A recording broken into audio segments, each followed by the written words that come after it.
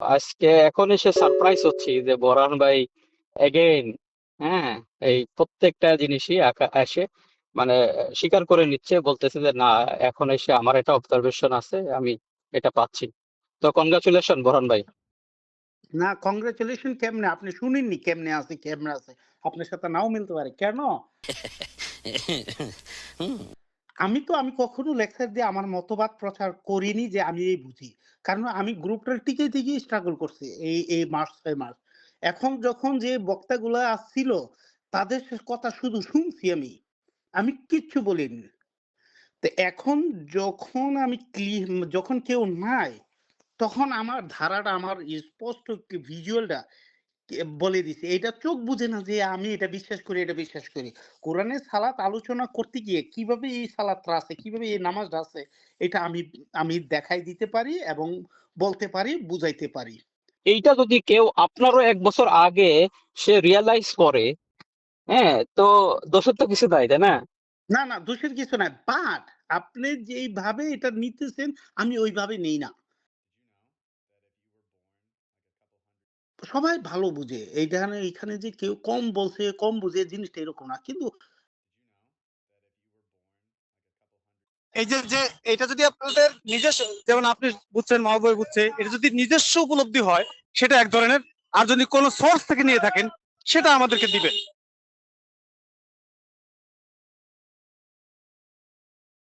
আমরা আকল দিয়ে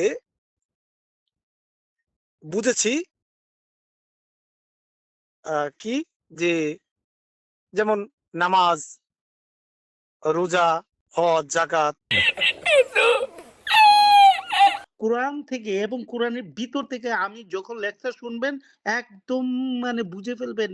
আপনি ডিসিশন দিতে পারবেন। আমার ডিসিশন দিতে হবে না। আমি ডিসিশন দেই না কারোরে। এই নামাজ আছে না আছে। হ্যাঁ, না, আমি আমার মতটা প্রকাশ করতে গিয়ে আমি বলতেছি যে এই নামাজ আছে, ওই নামাজ আছে, এই রোজা আছে, এই যাকাত আছে।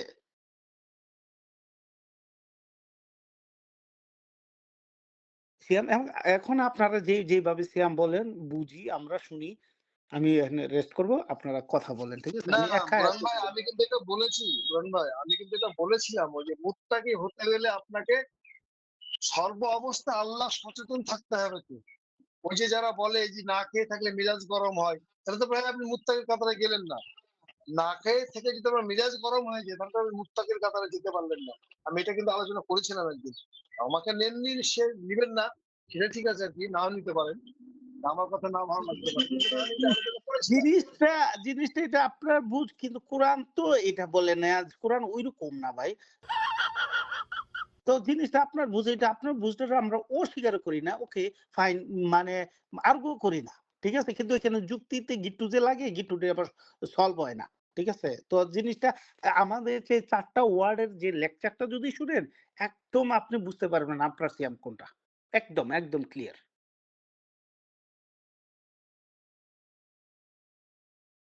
আমি জান্নাত জাহান্নাম নিয়ে একদিন কথা বলবো। যারা বলছে নাই জান্নাত জাহান্নাম, ওই তাদের থেকে আমার অত্যন্ত সুদৃঢ়ভাবে আমি গভীরভাবে ঢুকে এটাকে গভীরভাবে ঢোকার চেষ্টা করছি।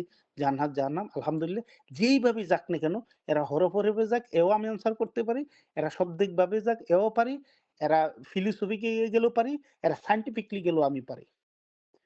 শুধু সায়েন্টিফিকলি একটু বুঝাই দিই। সায়েন্টিফিকলি একটা পয়েন্ট আলোচনা করি জান্নাত জাহান্নাম নিয়া। একটা পয়েন্ট, জাস্ট ১ মিনিট।